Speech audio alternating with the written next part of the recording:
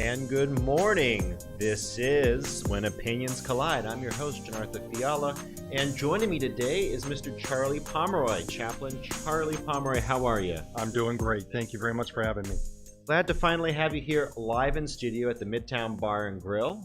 We are in our new digs, as we have been for a few weeks, actually a couple months now. Time flies. But I'm glad to finally have you, and had you on one or two Zoom calls. Yep, But, we've done a few Zooms, and those have been great. Absolutely. You know, Mr. Pomeroy is an excellent thinker, but in addition to that, he's also been a chaplain, volunteer chaplain for about 21 years. Yep. That's a lot of time and dedication to the pursuit of any one thing, especially a volunteer effort. What's your thought process behind that? Well, so when I got into that, I wasn't doing it every week per se. We were doing it once a month. And I had a good friend of mine at our church, Don Hawkins, who has been very integral in terms of ministry for me. And Don had started out going to Harris County Jail. And what's really interesting about that is that when he started out doing that, he wasn't going to visit anybody specific. All he wanted to do was really just encourage a guy's heart. And you can literally do that. You can get signed up in the program and do something like that. And he started out doing that. And one day we had a chaplain that worked for TDC and came to our church. And we went through the service and everything, and he stood up at the end and he had mentioned where he was from and what he was doing, and he said that he was looking for volunteers to come into the unit.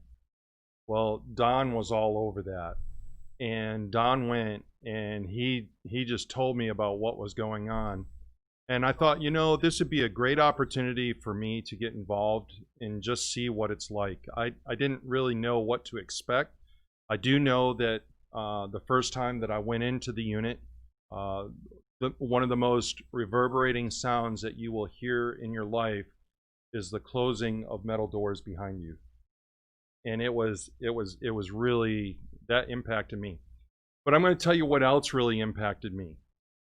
And TDC doesn't like this today. They don't like this at all.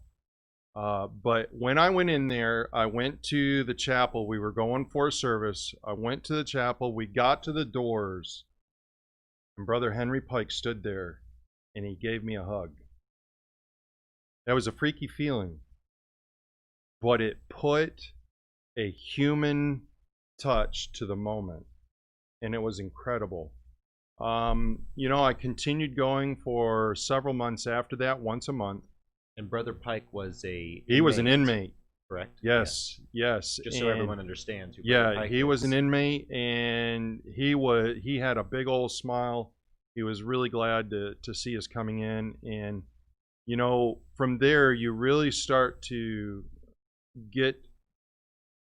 you understand what is necessary for ministry in a prison unit.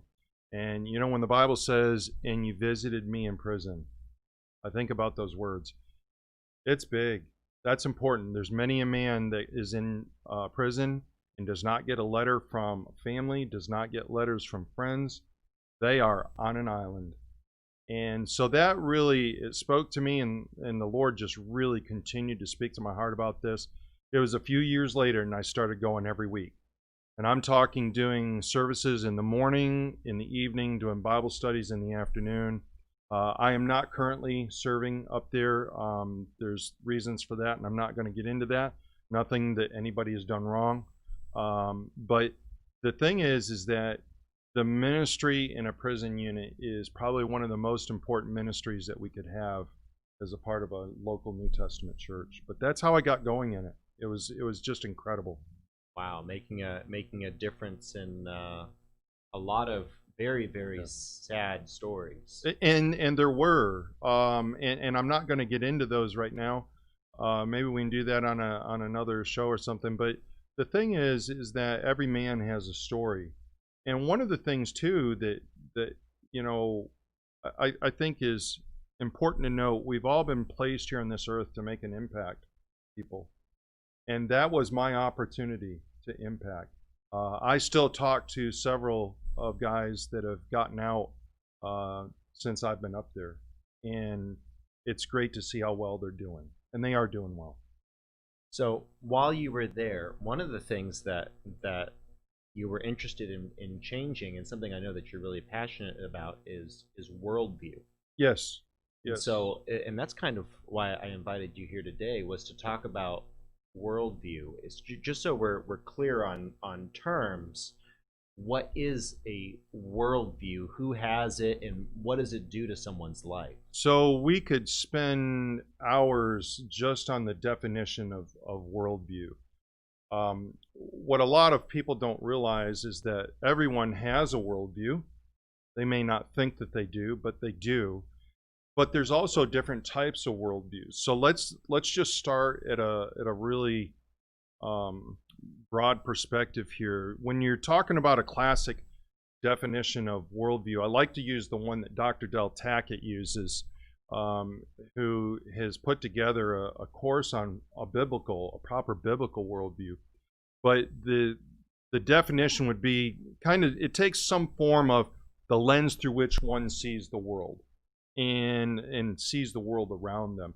That's a really good starting point for a definition of a worldview, but that's not necessarily the specifics of what a worldview is. So we can get into other things. We can talk about a formal worldview versus a personal worldview. So for instance, in a formal worldview, you're talking about things like Christianity, you're talking about things like Islam, atheism, and we could get on into other aspects.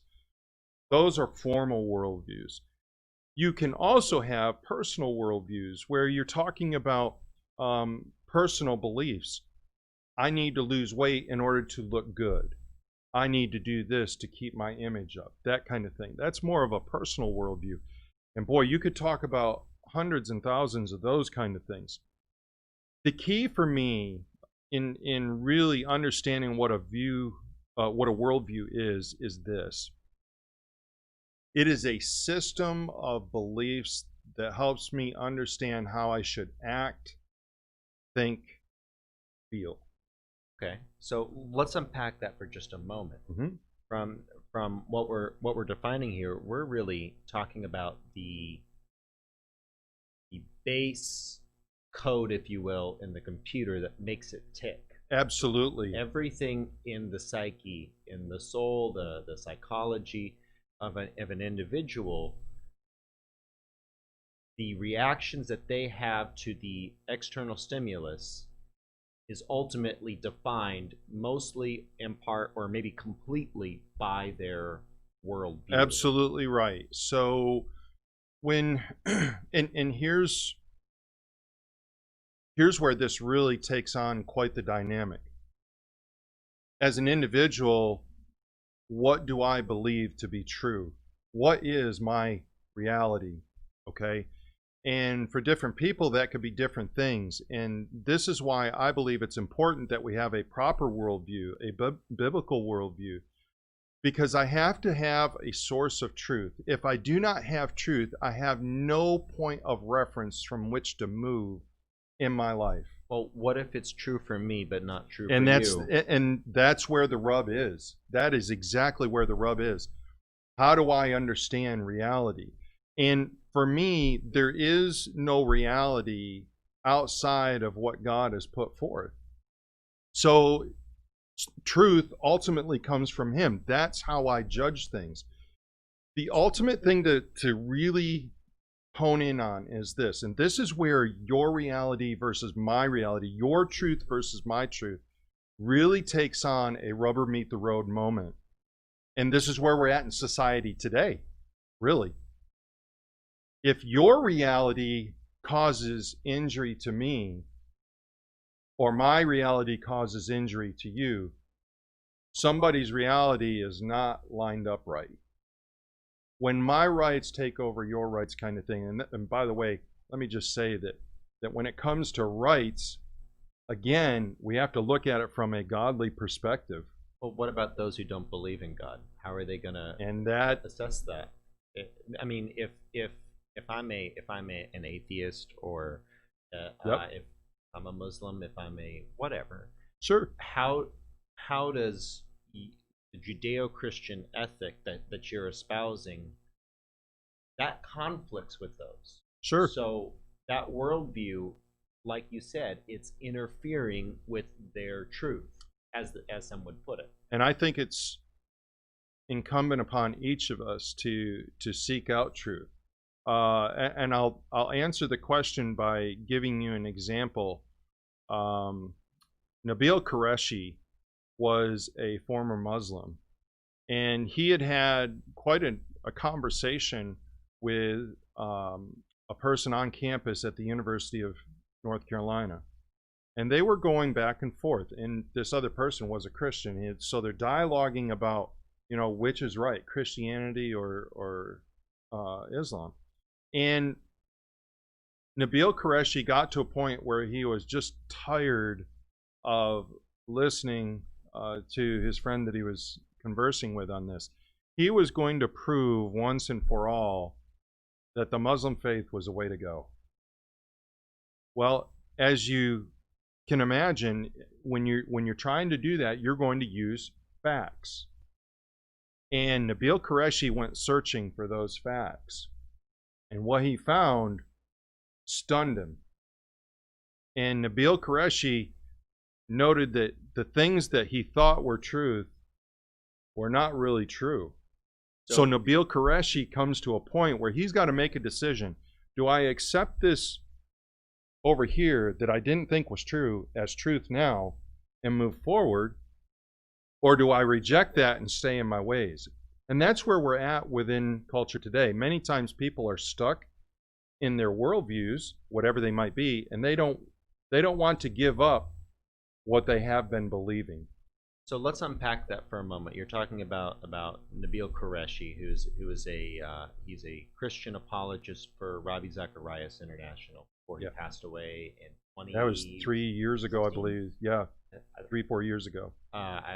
Don't quote me on the date, but his where you're going with that is that he had one argument with one set of evidence, and he compared that evidence with someone else's worldview, the evidence that they used to build their worldview. Yes. So, and the biggest question hinged around did Jesus Christ die? That was his. That was the pinnacle moment. That was his deal. And Islam teaches that Christ, there was some sort of chicanery or trick, and that's all well and good, unless you take the method of crucifixion, the method of running a spear through someone's rib, water and blood flows out.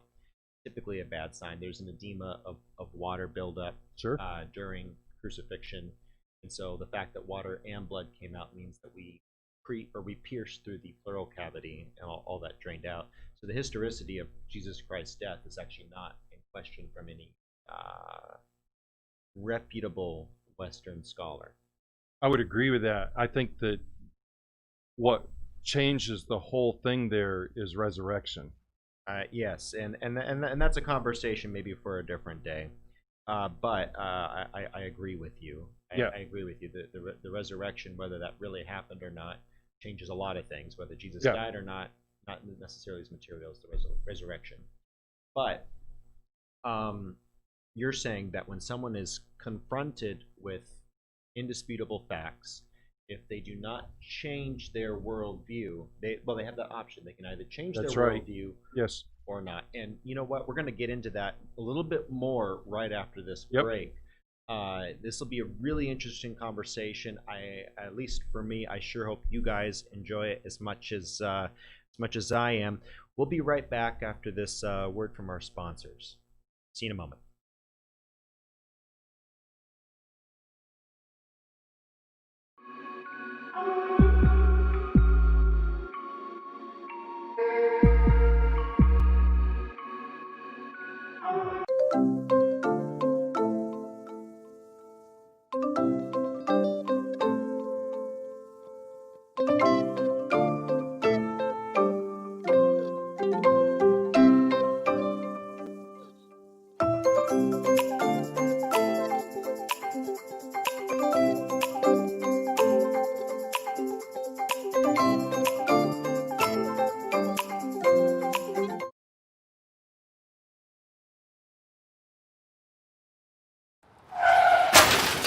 We've been out of control since we got hit back in March 2020. Mortality rates keep climbing. Infection rates go up and down and then back up again. How long will this go on? No clear answer. Will a vaccine even be effective as this virus continues to spread and to mutate? No clear answers there either. I'm a trained nutritionist, herbologist, personal trainer, behavior modification, and stress sciences expert. I'm also a COVID-19 and pneumonia survivor. I've watched the continuous wall-to-wall news coverage, and while yes, wearing a mask and social distancing are crucial now, you're not being given important tools that you need in order to fortify your first line of defense, your best line of defense, which is your own immune system. What's going on here? There are simple, affordable, and natural ways to help build your immune system to fight any virus or bacteria now, and it starts inside of you. That's why I need to invite you to join me for Beyond the Mask, an intimate talk about vital ways to immediately begin boosting your immune system. Are you worried about the potentials of a second wave? Are you concerned now that your immune system may not be strong enough? Let me show you now the changes that will allow you to optimize it. Let me show you how to maximize your exercise benefits in a 12-minute routine that you'll do every other day to easily increase your metabolism, strengthen your respiratory and immune systems, and give you better circulation throughout your body. Listen, sugar feeds both bacteria and viruses. Let me show you ways to kick that sugar addiction now and to get some weight off. Let me share with you keys to better nutrition that boosts your immune system.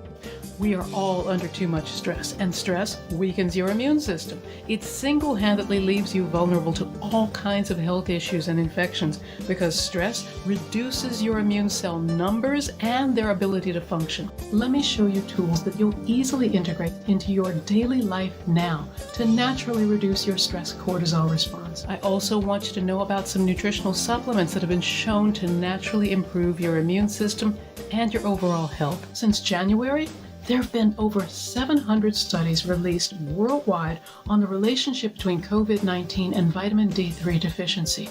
You need to know why. You want to improve your own immune defenses now, want to take back your control? Sign up today for Beyond the Mask and join me as I give you information and tools to easily get you back on track towards a healthier overall immune system now.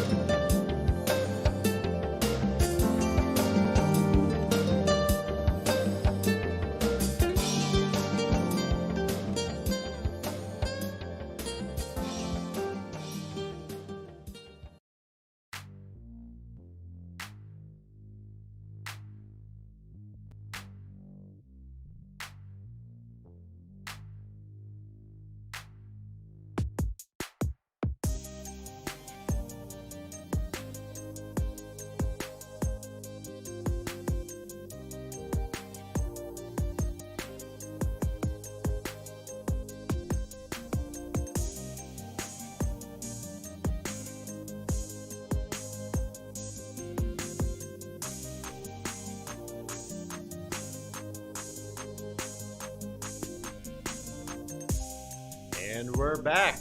Joining me once again is Chaplain Charlie Pomeroy, and we've been talking about worldview. Who has one? What does it do to your body? We were establishing earlier that it's really not the OS for your psyche and your psychology, but it is sort of some of the root code. It's what informs a lot of your decisions. And when faced with evidence to the contrary to your worldview, you either have the option to consider that evidence or reject it out of hand. A lot of people reject evidence out of hand, or just, I don't want to hear it, I don't believe that, it does not comport with my worldview. Why do people do that? That's a really hard question to answer. There's a number of things that I would bring up as possibilities. Number one, we look at some of those things in our worldview as a security blanket. It's what we depend on. Number two, we hate being wrong. We just flat out hate being wrong and admitting that we screwed it up. And I think today in politics, that's really a sad thing. There's very few politicians that will admit, hey, I screwed this up. But when they do admit it, it's really not so much an admission of guilt as it is to a deflect kind of mentality. So that's another one. Well, they'll lose their base Well, and yes, because so their there's base is a fully bought ramification. into something. There's a ramification for that. Yeah. But Nabil Qureshi, when he was getting ready to change his worldview, there was something that was far more impactful and driven there in that. And this happens with a lot of people in the Muslim community if they are considering Christianity, and that is this. Nabil Qureshi was fixing to watch his family walk away from him. Because you don't deny the Muslim faith. You don't do that without understanding there's a price to be paid. And so lo and behold, he had a critical decision to make on that. There are some that have a very hard time accepting that outcome. Nabil Qureshi did. Now, what's really wonderful about that is that there were fractures in the family relationship immediately thereafter, but eventually they did get repaired. And that I'm really glad to hear that. But to the question of why do people reject it, those are some possibilities of why people do reject evidential fact. And again, I want to stress that when we talk about a worldview, we're talking about a system of beliefs that guides how we act, think, and feel. And so we accept those things as truth. The source of truth is the most prominent thing in the whole equation. So the source of truth, I want to break that down because there are a lot of ways that you can sort of parse that. Mm-hmm. What is truth? Is a oft asked, Yes, it is. not so often answered question.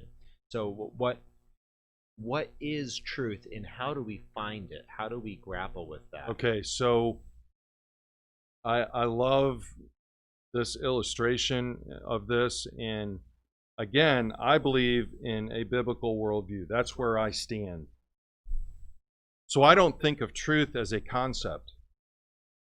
I think of truth as a person, and that is Jesus.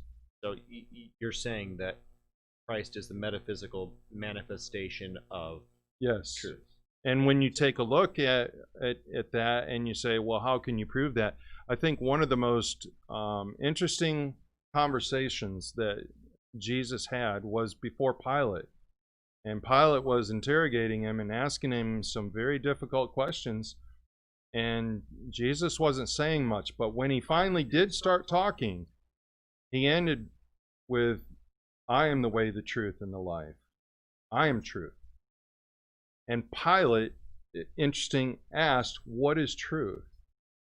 And he walked away from the very one who was the essence of that. So if we're talking about truth in today's world where we don't have a metaphysical manifestation of truth walking among us, if we take that as a given here, Mm-hmm. for the sake of argument, what is truth in day-to-day life? You hear people talk about my truth. Yes. And it's what's true for me. Yep. What would be your response to someone who says, well, this is my truth. My truth is XYZ. Well, from what way did you get to the point to be able to say, this is my truth? How did you form that? How did we get there? Every way of a man is right in his own eyes. So whatever I think, that's truth, and you should believe it. Well, we've got how many billions of people in the world today? Everybody has their version of truth. Everybody's truth can't be right. Two things that are different cannot be the same. It would be, so let me ask you, would you define my truth as, instead of saying my truth, as my perception of reality? I think that's probably a way that a lot of people look at it, is that way right there. Be something that is not absolute, because perceptions can be different. Yeah. If you look at a crime scene, if you talk to anyone who's done detective work, Yep. or if you've ever dealt with preschoolers, who hit Sally, you'll get 5 stories. You say who caused the accident, you get 5 different answers. Sure. Does it mean that 4 of those people are lying? See, and this is why you've got to start out with truth. Truth is a reference point. How did the mariners sail the seas? How can they still sail the seas today? North Star. Why? Because it's a permanent fixture at a specific place. It's a point of reference. That's what we all need in order to move forward. To watch our school systems go from a position of 2 + 2 = 4, well, it could equal 5 or it could equal 1. How is that truth? You can't move forward on that. There's no way to grow knowledge without absolute truth. That's what is absolutely critical, and that's the very thing that much of our culture is trying to tear down. I have my way of believing things, you have your way of believing things, we can all do the same work together. At some point, God's going to show you that's not going to work. You're referring to the outgrowth of multiculturalism. Absolutely. And ultimately a humanist idea that we can have a non-homogeneous culture. But the question would arise, what happens when you have a Sharia supremacist? And what I mean by that, I have a lot of Muslim family and friends. Okay, love y'all, and I have no animus. But one of the things that I haven't noticed from them is they don't think it's okay for a man to behead his wife just because she had a pork chop. Yep. Which in some countries that is, I mean, really that is Sharia law. That is acceptable under the literalist interpretation of Sharia law. Is that compatible with a Judeo-Christian ethic, or even an atheistic ethic born out of the Burkean Enlightenment?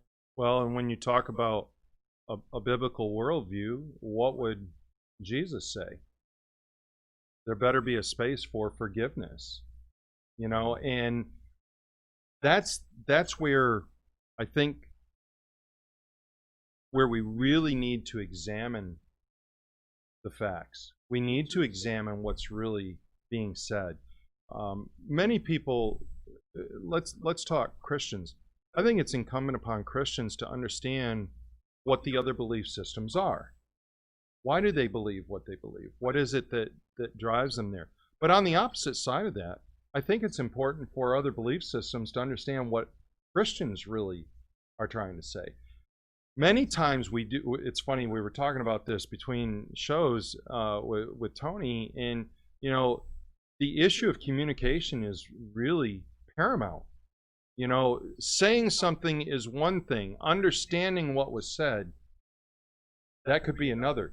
When you talk about biblical systems and what Jesus said in a situation like that, what would Jesus say?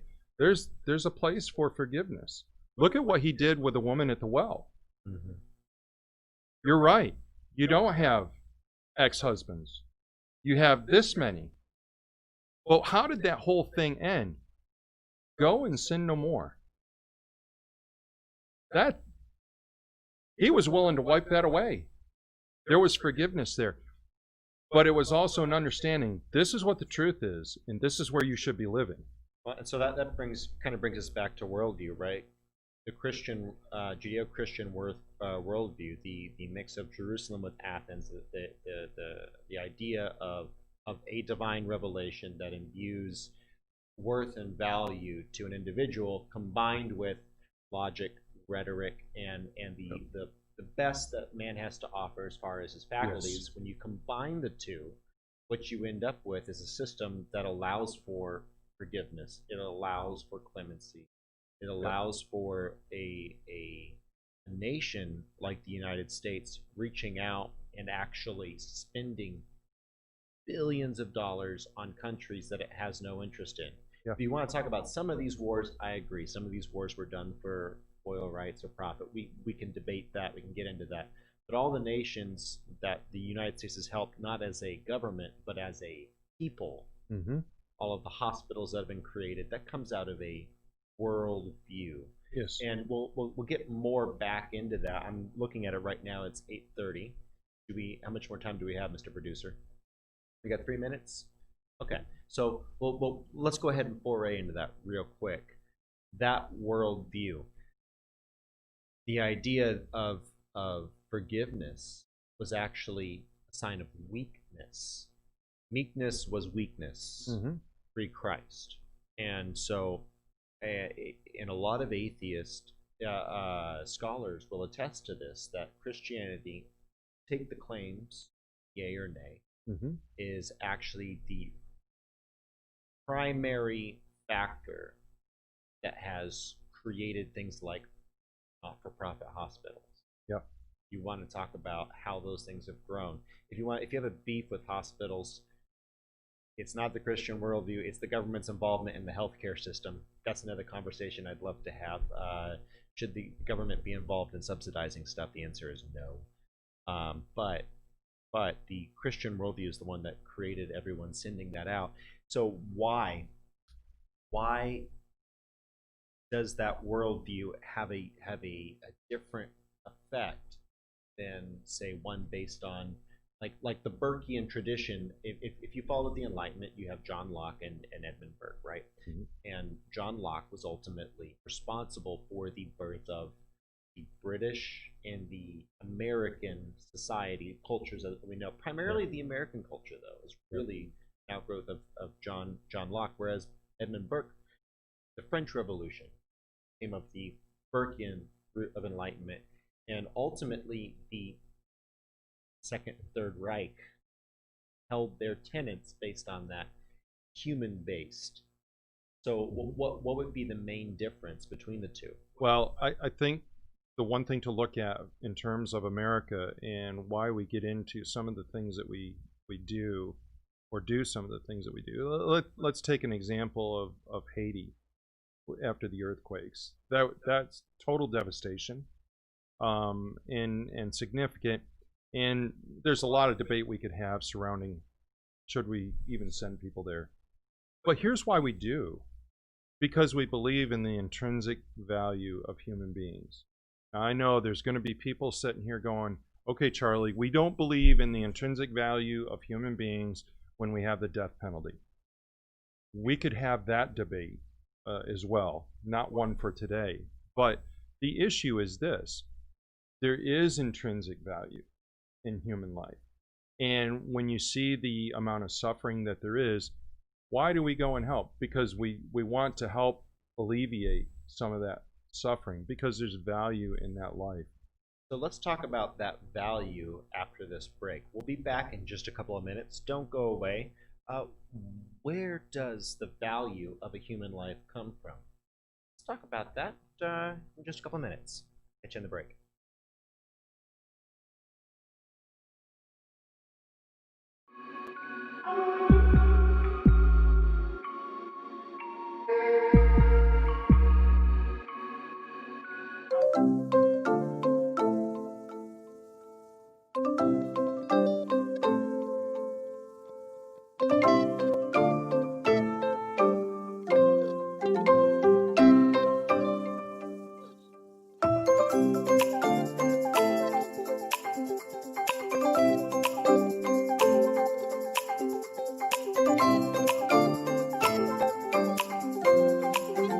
We work our whole lives to support our families. With one accident or illness, it can all be gone in an instant.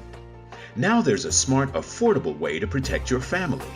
Go to findhealthbenefits.com and discover low-cost life insurance for as little as $2 per month. Add to that a tax-deferred annuity that can help you protect your assets and grow your money for retirement. Learn more. Go to findhealthbenefits.com or call 877-235-6094. A critical illness can strike without warning and wipe out your life savings. In fact, it's the #1 reason for bankruptcy. Find Health Benefits offers an affordable solution. Get up to $50,000 if you get cancer, stroke, or a heart attack, giving you the peace of mind to focus on getting better while the plan helps you to pay your bills and medical expenses. Learn more. Go to findhealthbenefits.com or call 877-235-6094. 66% of seniors spend more time shopping for cable TV than Medicare plans. Most say because it's just too confusing. Laws change every year. The wrong plan could cost you thousands and prevent you from seeing the doctors you want. Introducing FindHealthBenefits.com. Save time, save money, see specialists without referrals. Go to FindHealthBenefits.com or call 877-235-6094 for this informative brochure. Society is on the edge. Let's bring them back. Edge Radio, because truth still matters.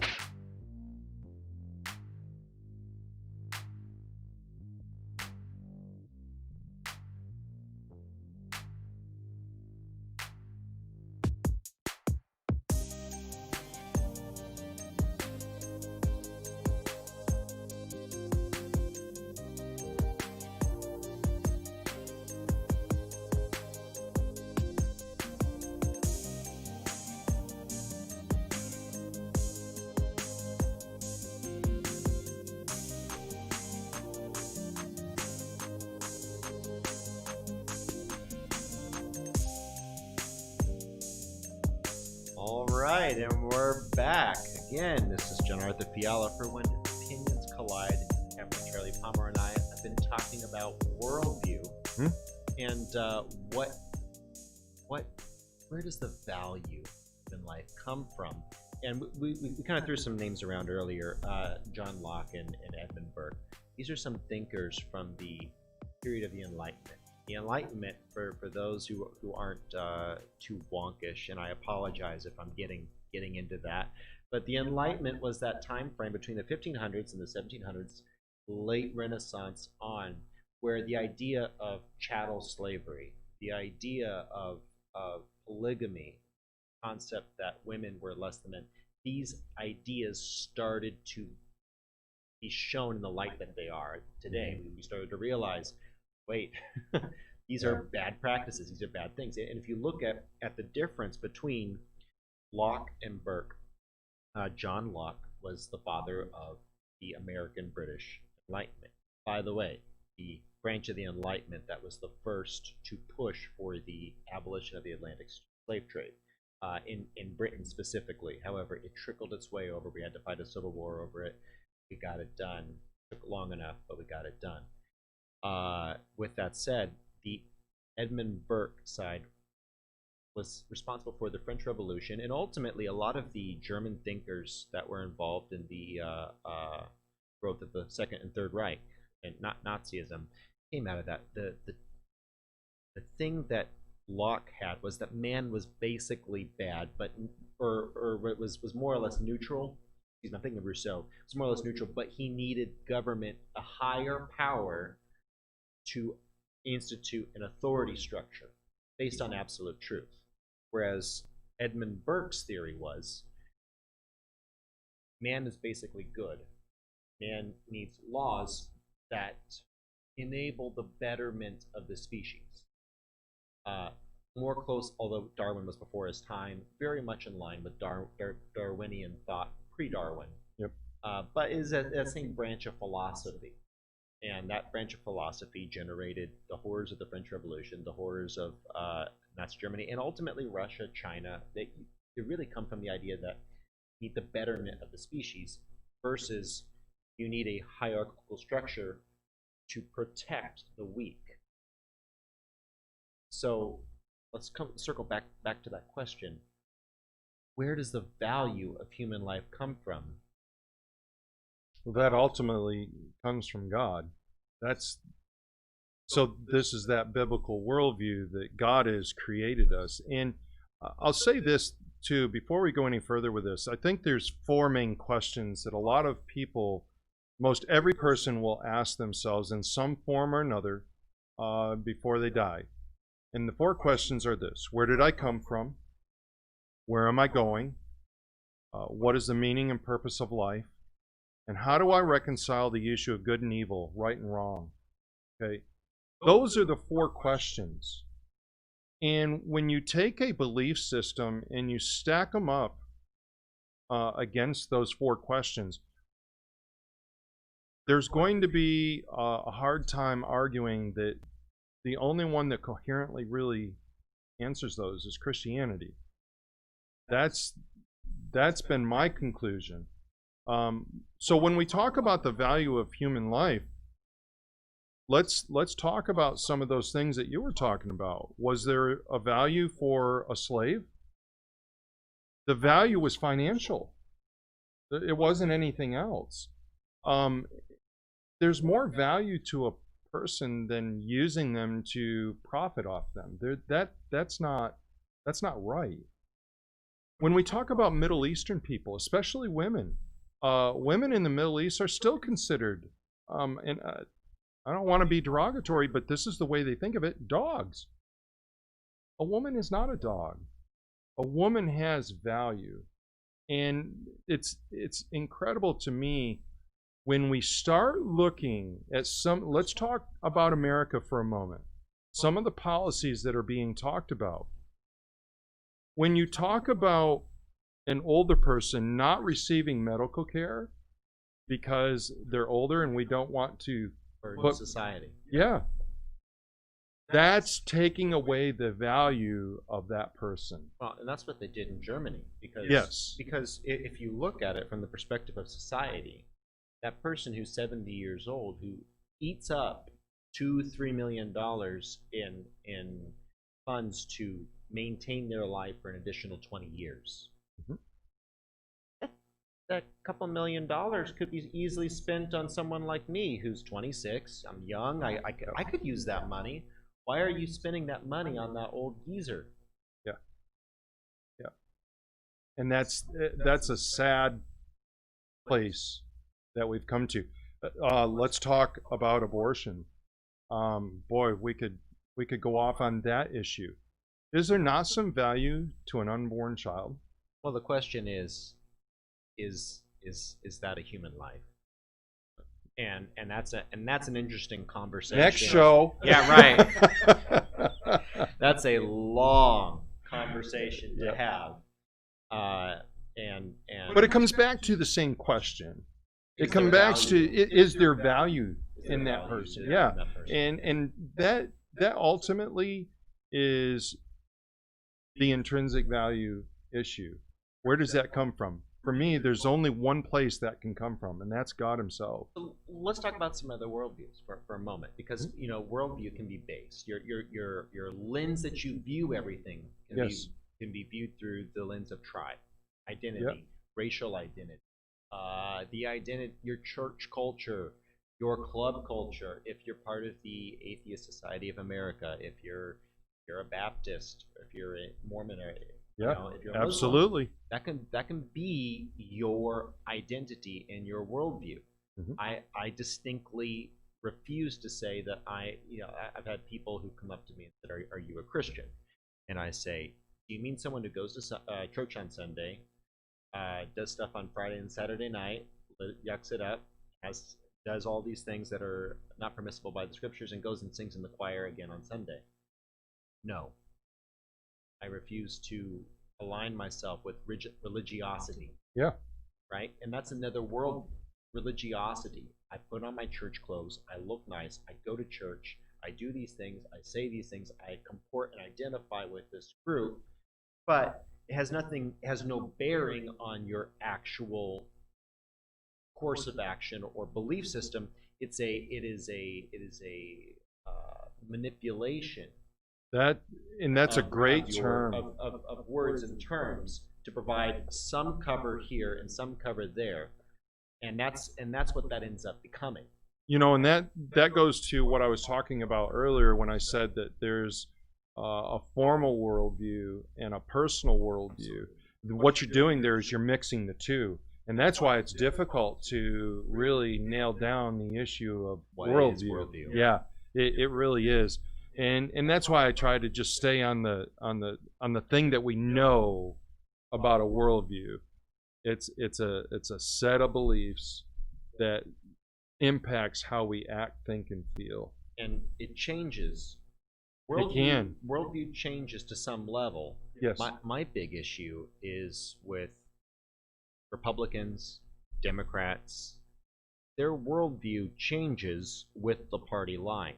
Yes. When that's your worldview, and you have a president, President Trump, who says this, that, or the other, you've changed your worldview in some cases. Now, he's been largely conservative, but there are things that I've watched Republicans who held one belief when Barack Obama did something. Oh my gosh, it Yes. was terrible. And by the way, I agree. Yeah. Trump will do something, and these Republicans will praise him. Like, wait a minute. No. I said, oh my gosh. Yeah. I can't believe my president just did that. Yeah. And so you And he's not the only one. You all of them pick them. Yeah, because pick one. because they're all human. And by the way, they all change. The thing is, don't be defined by your politics. Don't be defined by your church family or by your club, by your affiliation. Yes. Be defined by a worldview that is formed and forged on objective truth as you can find it. I would totally agree. And, you know, when we talk about America, America is great. She is not perfect. Born with some serious birth defects. Absolutely. But when you compare America to many of the countries around the world today, is there really any other place that you'd want to live? There's nowhere that has fostered the flourishing of the human race. There's no nation that has fostered the flourishing of human race more than the United States. I would totally agree with that. Has America done things poorly? I've been one of the first people out to say that. Yep. And I have, God bless my conservative Republican friends. I'll say stuff and they will take offense. It's like, are you anti-American? By the way, it's another worldview, Americanism. Yep. I'm not anti-American. As part of being pro-American, I say, hey, this was a bad move. We did evil here in this one case. Yep. But let's talk about more on how to build a rock-type worldview.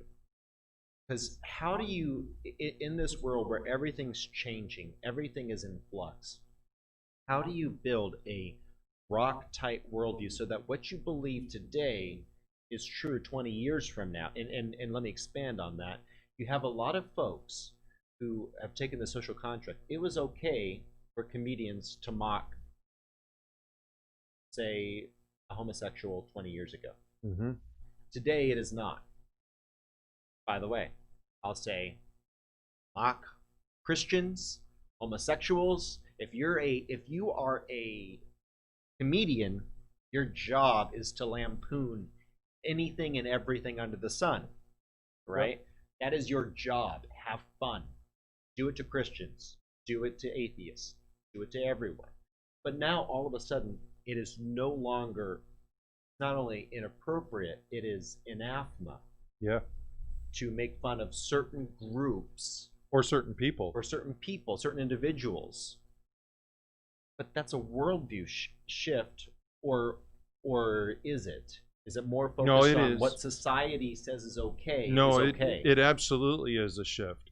And this is the danger with some of the movements that we see today, is that, you know, it's, I don't want to call it a fad, but that's almost what it turns into, because we don't do the homework to understand the underpinnings of why it got started to begin with.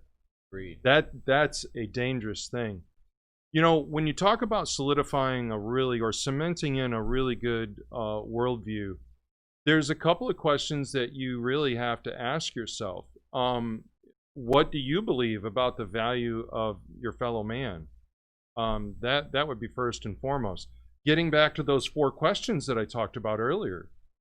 Where did I come from? Where am I going to? What is the meaning and purpose of life? And how do I reconcile right and wrong or good and evil?